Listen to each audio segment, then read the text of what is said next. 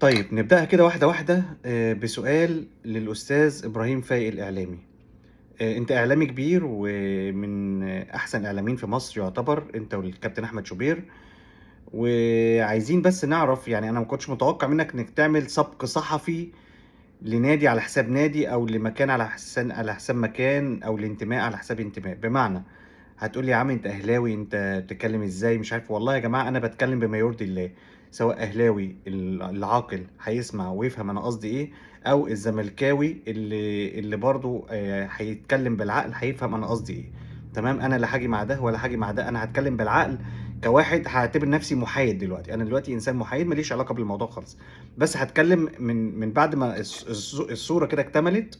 تمام، وبدانا نشوف ان الكل بدا يخبط في بعضه، واللعب بقى على المكشوف، والاسماء بدات تتداول في كل مكان، والتسريبات والحكايه. انا بس سؤالي للاستاذ ابراهيم فايق اولا، انت والصحفي الاستاذ احمد عباس اللي جاب التسريبات دي وعمل السبق الصحفي ده كله، والانفرادات والترندات والحلويات والحاجات دي. تمام، انتوا ليه ركزتوا على ضربة الجزاء بتاعت الزمالك اللي هي في الدقيقة 96 ولا 97؟ تمام، ليه ركزتوا عليها؟ عشان دي اللي بيها فاز الزمالك، فبالتالي دي اللي عاملة ضجة، فبالتالي دي اللي جمهور الأهلي هيهيج عليها وهيتكلم عليها، والزمالك بياخد بتاع ده، والزمالك بتاع ده بيكسب بالحكام والحكاية والرواية. ماشي، اوكي، انا معاك. واحنا كلنا عارفين ان في انتماءات في الحكام، وكلنا عارفين ان في حكام للاسف ما عندهاش ضمير، وحكام ماشيينها مصالح والحكايه والروايه. بس انا بتكلم على الواقع دي على الاخص. الماتش ده بالذات فيه 3 ضربات جزاء، تمام؟ منهم ضربة جزاء الزمالك اللي هي مشكوك في صحتها، وضربة جزاء البنك الاهلي دي، اذا ما كانوش الضربتين مشكوك في صحتهم على حسب خبراء التحكيم، انا مش خبير. تمام، الكلام اللي سمعناه من خبراء التحكيم ان ال3 ضربات جزاء يعتبروا ايه، مشكوك فيهم، او نسبة صحتهم من عدمها تتعدى 80% او 90%. تمام، فبالتالي انا من وجهة نظري، طبعا يعني هنتكلم على موضوع التسريبات ده بعدين، بس انا من وجهة نظري لو محمد عادل كان بيجامل الزمالك في المباراة دي، طب هو ليه حسب عليه؟ ليه حسب للبنك الاهلي ضربتين؟ ليه حسب للبنك الاهلي ضربتين؟ ما دول ضد الزمالك. فهنا الموضوع فيه تناقض. احنا قاعدين فرحانين ان مسكنا محمد عادل بيحتوي الزمالك تاني، او بيحاول ان هو ينجح الزمالك، او يخليه يفوز بالمباراة، او فبالتالي مسكنا في النقطة دي ونسينا في نقطة انه برضو حسب ضربتين جزاء على الزمالك. تمام، طيب هتقول يا عم ايش دخل دي في دي؟ هقول لك ايش دخل دي في دي. لان الواحد لما بيكون بعيد عن المشهد كده من بعيد شوية، ويبدأ يفكر في الكلام اللي بيتقال وفي الاحداث اللي بتحصل. الله، طب هو محمد عادل لو التسريب اللي طلع ده صح هتبقى كارثه، يبقى ده لازم يتشال اصلا من التحكيم لو التسريب ده صح. تمام، بس اللي انا عايز اقوله ان محمد عادل لو قصده ان هو فعلا يجامل الزمالك، تمام، طب ليه حسب عليه ضربتين جزاء للاهلي هم غير صحاح؟ ما كان اول ما يحسبش حاجه. تمام، دي نقطه. تاني نقطه، التسريب ده اللي طلع ده لو فعلا ده بصوت محمد عادل، يبقى الراجل ده غير متزن نفسيا. يبقى غير متزن نفسيا، او ما عندوش الاحترافية الكاملة لإدارة مباريات. بمعنى إن ممكن فعلا ضربتين الجزاء اللي اتحسبوا على نادي الزمالك يكونوا غير صحيحين، بس هو شايفهم صحيحين، هم شايفهم صحاح، فبالتالي يبقى هو حكم غير قدير أو غير كفء. رغم إن احنا عارفين محمد عادل حكم كويس، كويس مش ممتاز، هو حكم كويس. وأكتر حاجة كانت بدأت تشيبه من زمان، من أيام مباراة ال5-3 والاحتواء ومش الاحتواء، وطلع قال لك عايزين نحتوي المشهد ونحتوي لعيبه الزمالك عشان الموضوع ما يتفاقمش. هو اللي قال بلسانه، يعني مش احنا اللي قلنا. تمام، ف طبعا كلنا عارفين المباراه الشهيره ديت والمشاكل اللي حصلت اياميها. انا مش هتدخل برضو في المواضيع دي، انا بس اللي يخليني اقول الحكم اللي يحكم ضربتين جزاء على الزمالك ويرجع بعد كده يتعاطف مع الزمالك وهو عارف ان ضربة الجزاء دي مش صحيحة، وقال بعضمة لسانه انها مش صحيحة، وان الكرة جاية من الارض يخرب بيتك، والكلام اللي سمعناه ده كله في التسجيلات، ويغير وشه يدير وشه ويروح يحسبها. هل ده مثلا شعور بالذنب انه حسب على الزمالك ضربتين جزاء غير صحيين فقال لك لا اعوضهم بضربة جزاء؟ دي رقم واحد. هل هو غير قادر فنيا او غير كفء لإدارة مباريات في الوقت الحالي زي ما كتير ما قالوا، فبالتالي أخطائه كتيرة، وكان شايف إن ضربتين الجزاء اللي على الزمالك في البداية لصالح البنك الأهلي سلام، دي 2. هل هو فعلا بيحتوي نادي الزمالك وكان قاصد يكسب نادي الزمالك؟ دي 3. أي واحدة من ال3 لو صح فهي في كل الأحوال كارثة من كوارث الزمن. انا ماليش دعوه بتاع الفار. هتقولي الفار ناداله وهو عارف انها مش ضربه جزاء، ده ربنا يسامحه يعني هو وضميره. بس انا بتكلم على محمد عادل ده، هل هو مضطرب نفسيا؟ هل هو مش عارف هو بيعمل ايه؟ هل هو غير قادر على اداره المباراه؟ هل هو ما بقاش قادر على مهنه التحكيم؟ ولا هل هو باع ضميره؟ ولا هل هو مش ما عندوش الجرأة او الشجاعة الكافية انه ياخد قرار، او كان خايف مثلا من حاجة معينة جات له، سمع كلمتين وهو رايح يعني لشاشة الفار، سمع تهديد معين وكلام من ده. انا بصراحة مش عارف، بس انا بقول لكم في حال اي توقع من ال3 سيناريوهات اللي انا قلتها، ال3 دول كارثة، ال3 دول مصيبة. في ال3 حالات محمد عادل ده ما ينفعش يحكم كرة تاني خالص، عدم امانة، ده كده عدم امانة. الحكم عامل زي القاضي في المحكمة، الحكم لازم يكون عادل، وهو اسمه محمد عادل، للاسف ما هوش عادل. بصرف النظر بقى ان ضربة الجزاء دي صح، ضربة الجزاء دي غلط، والله يا جماعة انا بتكلم عن الموقف، بتكلم عن الموقف. فانا مستغرب، طب انت يا احمد عبد الباسط قدرت تجيب التسريب ده، ما قدرتش تجيب التسريبين بتاع ضربتين جزاء النادي البنك الاهلي اللي هم اتحسبوا له؟ فطبعا ناس هترجع تقول لك اصل احمد عبد الباسط اهلاوي، اصل ابراهيم فايق اهلاوي، اصل ده زملكاوي، اصل ده اهلاوي. يا جماعه، الصحافه مهنه جميله، ومهنه المفروض تتسم بالشرف والحياديه. تمام، ايا كان انتمائك، اهلاوي زملكاوي اسماعيلاوي، ايا كان انتمائك، طالما بتقول خبر، لازم تقول الخبر صح او تقوله كامل، يا اما ما تقولوش خالص. انما تقول نص الخبر او ربع الخبر عشان تاخد ترند، فده طبعا عليها علامات استفهام كتيره. محمد عادل كون ان هو يقول انا رايح اعمل بلاغ ومش هعمل بلاغ ضد ابراهيم فايق وضد احمد عبد الباسط وضد قناه MBC، ده براحته، بس ده برضو ممكن تكون زوبعه، بدليل ان لسه بس من دقايق اتحاد الكوره اصدر بيان انه هيعمل تحقيق موسع بسبب التسريبات. طبعا اتحاد الكوره ده موضوع تاني خالص، ده احنا معانا سطلانه تانية خالص اتحاد الكوره بتاعنا. بس كون انه اتحاد الكوره قرر او نزل بيان رسمي اخيرا بعد حوالي كام يوم اهو من البلبله اللي بتحصل في السوشيال، طالما نزل بيان انه هيعمل تحقيق عشان التسريبات مش عشان معاقبه محمد عادل، او التحقيق من الكلام من صحته من عدمه. وطبعا هم اكيد سمعوا التسجيلات، وطالما سمعوها وما انفوهاش، ما اصدروش بيان بنفي هذه التسجيلات او انها غير سليمه، يبقى التسريبات دي سليمه، يبقى محمد عادل اللي هو الهمبكه اللي بيعملها، وزي ما قال خالد الغندور وبتاع وكلام من ده، وان هو رايح يعمل تحقيقات بتاع ده، يقدم شكوى ويرفع قضيه، كل ده بلح. اه والله كل ده بلح، كل ده بلح. بمعنى ان اتحاد الكوره اولى من انه يطلع بيان انه هيحقق في التسريبات، كان يطلع بيان بان التسريبات دي غلط لو هو شايفها غلط، لكن هو طالما اللي حصل كده يبقى التسريبات دي صح. وانا يعني انا مش هقول اتمنى انها تكون صح او غلط، لان هي في كلتا الاحوال هي كارثه. التسريبات دي لو صح فهي كارثه، التسريبات دي لو غلط فهي كارثتين. ليه؟ التسريبات دي لو غلط وفعلا مفبركه، فعلا مفبركه، يبقى الصحافه نقول عليها يا رحمن يا رحيم، بيجيبوا الاخبار دي منين؟ التسريبات دي لو مفبركه، يبقى في ناس قاصده ان هي توقع الدوري وتوقع نادي الزمالك او توقع محمد عادل، تدخله في مشكله او. طب يعني، طب ليه محمد عادل ما دخلش مكالمه مع اي قناه من القنوات، هو او اي حكم الفار، ووضح؟ المفروض اتحاد الكوره او لجنه الحكام يسمحوا له بقى انه يطلع يتكلم، مش القاهرة 24 بيقولوا عن محمد عادل بناء عن اخبار من محمد عادل رايح يشتكي ورايح يعمل ورايح يسوي. طب ما هو بيصرح اهو للمواقع، مصرح لموقع القاهرة 24، واحمد شوبير عرف منين، وخالد الغندور عرف منين، والدنيا عرفت منين؟ معنى كده انه بيتكلم بيصرح، خلاص يخلوه يطلع يتكلم، يخلوه يطلع يتكلم. لان احمد عباسط لو التسريبات دي غلط هيتحط في مشكله هو وابراهيم فايق. تمام، طبعا دي مش مشكلتي، بس انا بتكلم اوفر اول المشكله كلها عامله ازاي.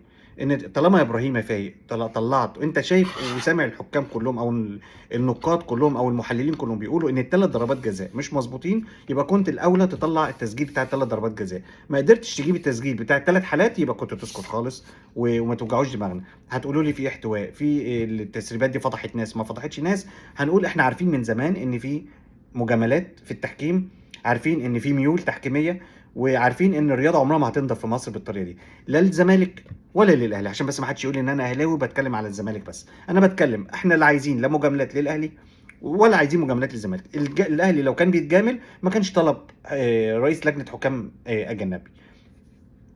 الاهلي الوحيد اللي عمال يطلع بيانات وهيعيط عشان عايزين رئيس لجنه حكام اجنبي. ليه؟ عشان عايزين العداله، عايزين التحكيم. كلاتنبرج كلنا عارفين كان اول رئيس لجنه حكام كان يجي كان بدا يطلع التسجيلات الصوتيه بتاعت ما بين المحادثات بتاعت الحاجات اللي عليها شبهه او الحاجات اللي عليها قلق او الحاجات اللي بتعمل بلبله في المباراه، والحالات التحكيميه اللي هي الصعبه يعني، او اللي ممكن تقلب موازين المباراه. فبالتالي كلاتنبرج طبعا انتوا عارفين ايام المستشار مرتضى منصور رئيس نادي الزمالك السابق مشاه وقاموا عليه بحمله، والقناه الزمالك قامت عليه بحمله وطلعوه مش عارف غير سوي، وانه مش عارف بتاع ايه ومش بتاع ايه، طلع عليه كلام مش كويس عليه هو ومراته وعلى اسرته، دخلوا في حياته الشخصيه. الراجل ما استحملش، خد بعضه ومشي. طبعا اتهاجم هجوم جامد جدا جدا جدا. فبالتالي الانسان اللي كان بدا يجي يحاول يعمل نظام ويخلي الكل يخاف او الكل يمشي على الصراط يعني على العجين ما يلخبطوش زي ما بيقولوا كده، وخلاص بقى هنبدا نشوف تحكيم كويس شويه، وبدانا نشوف حاجه اول مره تحصل عندنا. الحالات التحكيميه بتتذاع كل اسبوع على طول، كل اسبوع ما بيخلص بنلاقي الحالات التحكيميه كلها اتذاعت. فبالتالي كلاتنبرج طبعا ايه مشي بسبب الكلام ده. الحاج بريرا اللي جه بعده ده عباره عن ميداليه بيحركوها او شخليله في ايديهم بيلعبوها براحتهم. نيجي بعد كده لموضوع لجنه الحكام والاتحاد الكوره والدوري. اصلا يا جماعه انتوا ماسكين في مشكله التسريبات ودي العصفوره اللي كلنا مالهين بيها، ومشكله محمد عادل، ومباراه اول مباراه في الدوري للزمالك، تمام. وسايبين المشكله الاساسيه اللي هو اتحاد الكوره. اصلا المفروض خلاص مدته انتهت، تنتهي مع نهايه الدوري، تنتهي مع نهايه الموسم الرياضي، مش تقعد لحد شهر 12 لحد منتصف الموسم الجديد وبعد كده يقول لك هنجيب ولا ما نجيبش، طب اصل في لجنه تانية جايه، اصل دول خلاص مدتهم انتهت. انا اول مره في حياتي اشوف دوري يبتدي من غير ما نكون عارفين بدايته من نهايته ايه، ولا رايحين فين ولا جايين منين، ولا مين اللي ماسك هنا ولا مين اللي ماسك هنا. رابطه الانديه، مين اللي ماسك رابطه الانديه؟ هل هو احمد دياب؟ هل هو مش عارف مين؟ ما مش عارفين. فالدوري ابتدى بدون اي نظام. كل اللي هم عملوه جابوا لجنه وجابوا شركه اجنبيه عملت لهم الدوري بالقرعه بالكلام ده، وبعد كده كله هيبقى بلح. واسمعوا مني والله كله هيبقى بلح. تاجيلات هتحصل، تاجيلات وغصب عنهم مش بمزاجهم، عشان البطولات الافريقيه للاهلي والزمالك وبيراميدز ومش عارف الفريق الرابع مين، اذا كان البنك الاهلي ولا لا اسمه ايه ده، مودرن فيوتشر، مودرن سبورت، تمام. هتحصل تاجيلات تقول لي شركه المانيه ولا شركه فرنسيه، تمام. احنا اصلا احنا عاملين زي نظام ايه، لبن سمك تمر هندي.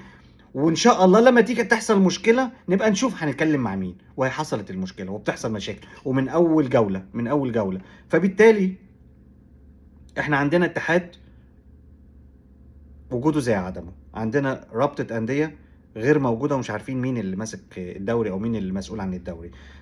وزير الشباب والرياضه شايل ايده او حاطط ايده او مش عارفين بيعمل ايه. ما انا مش عارف وزير الشباب والرياضه ايه ظروفك، مش عارف. ما علينا ما نتكلمش في السياسه. هيئات رياضيه ما حدش فاهم اي حاجه.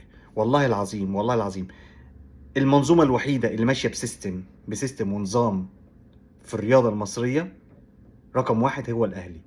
والكلام ده لو زعل الزملكاويه زعل الناس كلها يزعلوا، انا بتكلم بصراحه. الاهلي الوحيد، والله حتى لو انا مش اهلاوي هقول نفس الكلام، الاهلي الوحيد اللي انا شايفه ماشي بسيستم ونظام والسياسه زي الالف. مسطره عارفين بيعملوا ايه ورايحين فين وجايين منين، وعاملين بلان ايه وبلان بي وبلان سي وكذا وكذا. الحاجه الوحيده اللي كانت بتعيب الاداره موضوع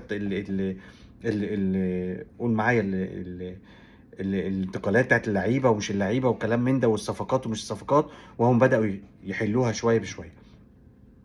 على العموم أنا بس باتكلم إن اتحاد الكورة المفروض الطبيعي نهايته كانت تكون مع نهاية ال الدورة اللي فاتت، أو مع نهاية الدوري، أو مع نهاية الموسم الرياضي. ما ينفعش أبدأ الدوري بتاعنا ونبدأ الموسم الرياضي بتاعنا مع لجنة حكام، لجنة سوري مع اتحاد كورة أصلًا هو قاعد فترة مؤقتة. طبعًا هيبقى مش في دماغه، ده هيبقى قاعد دلوقتي عشان يقش ويلم ويهبش على قد ما يقدر. خلاص، ما هو كده كده خاربها خربانه خربانه، يعني هو خربها بقاله سنتين، خربانه خربانه. تفتكروا هيجي قبل ما يمشي بشهر هتفرق معاه؟ جمال علام، الاستاذ جمال علام المحترم، شخصيات، انا ما بتكلمش على الشخصيات، كلهم شخصيات محترمه وعلى راسنا من فوق واحسن مننا، بس انا بتكلم على ازاي واحد زي ده يدير المنظومه الرياضيه لمصر. ازاي؟ ازاي؟ ازاي سيادة الوزير ساكت عليه؟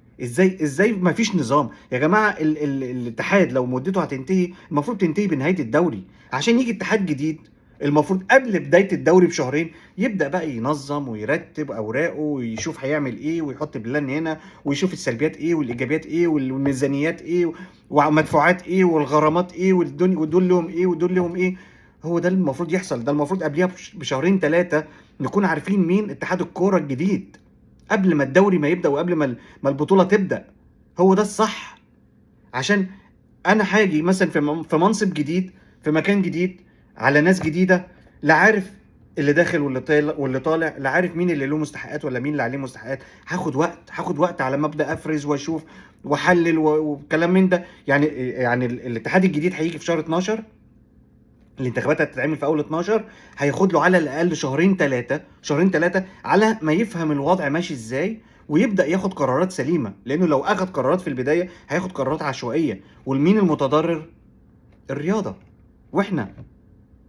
فبالتالي الصح بتاعها الاداره الجديده او الاتحاد الجديد كان يجي قبل ما الدوري ما يبدا بحوالي شهرين او ثلاثه، يبدا ينظم اوراقه، يشوف الاعضاء بتوعه، يشوف مسؤولياته، يشوف اولوياته، يسمع للحكام، يسمع للمدربين، يسمع للدنيا، يشوف الجداول، يشوف الانتقالات، يشوف كل حاجه. لكن كده احنا بجد شغالين بعشوائيه ملهاش حل، ملهاش حل. انا عمري ما شفت كده، ما فيش دوري في العالم بيحصل فيه كده. احنا عندنا كميه عشوائيه وارجع واقول راس المنظومه كلنا هنرمي على الوزير طبعا. ما هو انت راس المنظومه، انت اللي في وشنا، انت اللي في وشنا، انت المسؤول عن الرياضه في مصر. فلما تكون ده هو المشهد العبثي او مشهد اللي احنا شايفينه المشهد الهزلي للرياضه المصريه، كلنا هنتكلم على الوزير. انت اب الرياضه المصريه، فلما تكون مش قد المسؤوليه سيبها، سيبها، سيب المسؤوليه لوزير تاني يجي يشوف المشاكل اللي الدنيا فيها. انت حتى رحت لمشكله اللعيبه بتاعت الزمالك هناك، سافرت هناك وما عرفتش تحلها، ما عرفتش تحلها وانت هناك، اتحلت عن طريق الرئاسه، وكلنا عارفين الكلام ده بالتدخل الرئاسي. فحضرتك واضح ان انت صلاحياتك محدوده، انتمائك غالب عليك. فبالتالي يا جماعه ما ينفعش. اتحاد الكره لازم فورا يقال فورا. ده مش عشان خاطر اهلي ولا زمالك، ده عشان خاطر المنظومه الرياضيه في مصر. اتحاد الكره لازم اقالته حالا، لازم اقالته، وده قرار متاخر جدا جدا جدا جدا. انتوا بتعملوا ايه؟ انتوا بتهببوا ايه؟ الله يخرب بيت كده، الله يخرب بيت كده. التحكيم، لجنه الحكام، يعني احنا اللي عارفين اتحاد الكوره بتاعنا قاعد ولا ماشي ولا مين اللي بيديرها. الحكام مش عارفين مين رئيس لجنه الحكام، اذا كان ابراهيم نور الدين اللي بيتخانق مع محمد فاروق وكل واحد فيهم عامل جروب وكل واحد ماشي بجروب لمزاجه. لا ده انا هعين محمد عادل، لا ده انا مش هنزل محمد عادل. محمد عادل اللي ما حضرش اخر دورتين تدريبيتين للحكام وما عندوش خبره ايه الجديد ولا التجديد ولا ايه التعليمات الجديده. نزلوه في اول جوله الماتش زي مباراه كبيره زي الزمالك، فريق شعبي. فما ينفعش، فريق جماهيري، ما ينفعش التخبط اللي احنا فيه. المركب اللي بريسين بتغرق واحنا اصلا مش شايفين اي ريس فيهم. هما الاثنين ولا ليهم اي ثلاثه لازمه، لا محمد فاروق ولا ابراهيم نور الدين. كل واحد فيهم له واسطه هنا، له واسطه هنا، عشان خاطر له محسوبيات هنا مع الوزير الفلاني ولا مع الغفير الفلاني. خلاص تعالى امسك، تعالى امسك، وتعالى امسك. ومحمد علام، جمال علام واقف يتفرج ويضحك. ده مشهد عبثي، ابراهيم نور الدين زعلان من محمد فاروق ينزل على طول على صفحته انا مقدم استقالتي. ما تمشي يا عم ولا تغور في داهيه. يجي جمال علام، لا لا ما تزعلش يا حبيبي، تعالى شويه، معلش معلش احنا بنصالحك، تعالى يا حبيبي انت زعلان ليه؟ لا لا ما تزعلش. مين ابراهيم نور الدين ده حكم فاشل اصلا، يعني ده اصلا حكم فاشل. بصوا على الكوارث بتاعته في التحكيم، يروح يمسك مدير لجنه التحكيم. هو احنا للدرجه دي ما عندناش، احنا للدرجه دي ما فيش خالص، ما فيش اي حد ينفع يدير لجنه التحكيم في مصر. اذا كان عصام عبد الفتاح الفاسد، ولا محمد فاروق، ولا مش عارف جمال الغندور اللي طلب بيقابل رئيس الجمهوريه عشان خاطر يتظلم ويعيط له وبتاع، ويمسك لجنه التحكيم هو التاني. كل واحد عايز قطعه من الكحكه، كل واحد عايز قطعه كبيره، كل واحد عايز الكرسي. في ايه؟ في شوكولاته في الكرسي؟ طبعا طبعا طبعا. ما كله بيهبش. وفي الاخر مين اللي على حساب مين؟ على حسابنا احنا، على حساب الجماهير، على حساب سمعه الرياضه المصريه اللي خليتوها في الحديد. لا لجنه انضباط نافعه ولا بيطلعوا عقوبات. وفي الاخر لجنه الانضباط طلع المستشار طلع يقول لك لا احنا طلعنا العقوبات كلها وراحت لمين؟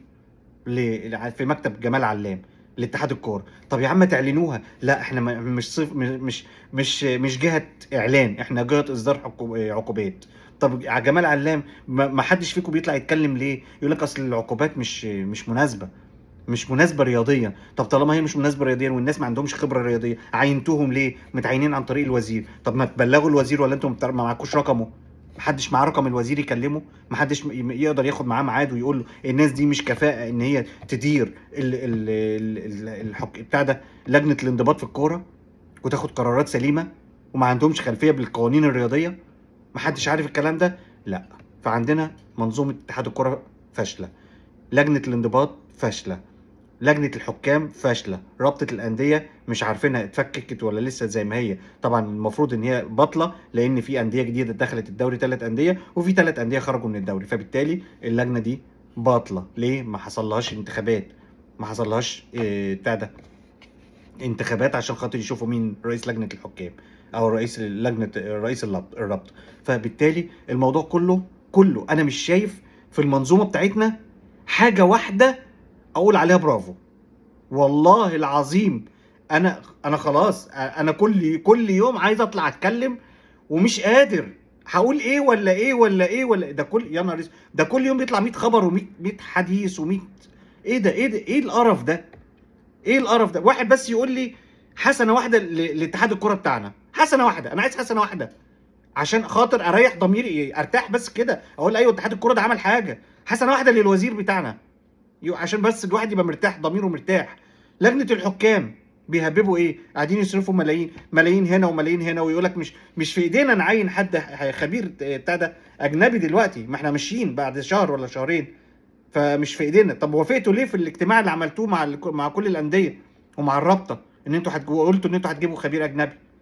طب ليه عينتوا ميكالي؟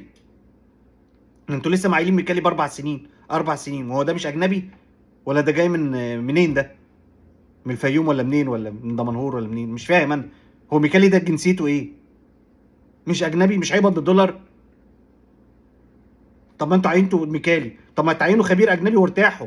لا، سايبينهم يخبطوا في بعض. فالمركب يا جماعه، والله العظيم احنا في وضع سيء جدا جدا جدا، سيء جدا لاقصى درجه تتخيلوها، لاقصى درجه. انا عمري ما شفت لا في دوله عربيه ولا في دوله اوروبيه ولا كميه المهازل اللي احنا فيها. لا اتحاد، ما عندناش اتحاد كوره، ما عندناش لجنه حكام، ما عندناش رابطه انديه ولا رابطه انديه اصلا، ما عندناش لجنه انضباط، عقوبات متاخره من السنه اللي فاتت، سواء عقوبات جوميز ولا عقوبات مروان حمدي ولا كل العقوبات المتاخره من السنه اللي فاتت.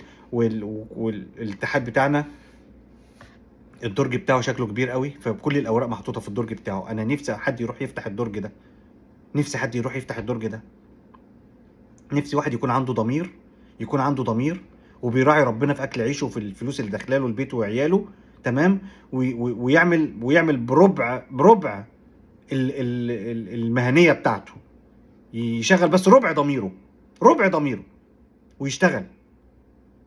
والله العظيم لا عايز محاباه للاهلي ولا عايز محاباه للزمالك، ولا عايز محاباه للاسماعيلي، ولا للاتحاد، ولا لاي نادي. والله كمان مره مش هبقى فرحان ان احنا نتجامل، ولا هبقى فرحان ان الزمالك يتجامل. لا يا جماعه، خلوا الدنيا تمشي، خلي كل واحد ياخد حقه، اللي شغال ياخد حقه واللي مش شغال ياخد حقه. خلي كل الدنيا تمشي، اللي بيلعب يكسب واللي ما بيلعبش يخسر عادي. احنا كنا سيئين في مباراه نخسر، ايه المشكله؟ كنا سيئين في بطوله نخسر، ايه المشكله؟ كنا كويسين في مباراه نكسب، ايه المشكله؟ ادوا لنا حقنا وادوا للناس تانية حقها. خلوا كل واحد ياخد حقه. انا مش طالب حاجه، انا كاهلاوي عايز الاهلي، لان الاهلي طول ما في عداله تحكيميه والله العظيم هيفوز بكل البطولات، او على الاقل بنسبه 80% من البطولات، على الاقل، على الاقل. لان طبعا دلوقتي طالع جديد مودرن سبورت برضه فريق كويس، سيراميكا فريق كويس، بيراميدز فريق كويس، الزمالك بقى فريق كويس من بعد ما عدى بفتره فتره مش كويسه. يا جماعه مش كده، يا جماعه مش كده. مصر فيها كرة حلوه، مصر فيها لعيبه حلوه، مصر فيها منتخب كويس، مصر فيها محترفين.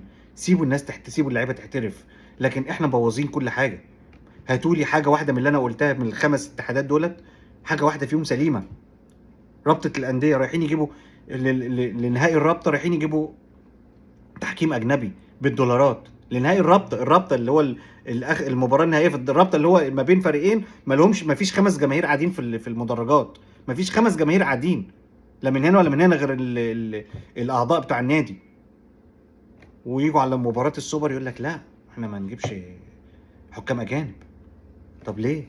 لا لا لا، دي مباراه محليه، مباراه محليه، السوبر دي محلي، ما يحكمها حكام محليين. طب هو مباراه الرابطه اللي فاتت دي ما كانتش محليه؟ كانت اسماعيليه صح؟ ولا كانت منين؟ انا مش فاهم، انا مش فاهم. ومع ذلك كله بيعدي، كله بيعدي، وكله سمك لبن تمر هندي. وعلى الرياضه السلام. سلام عليكم.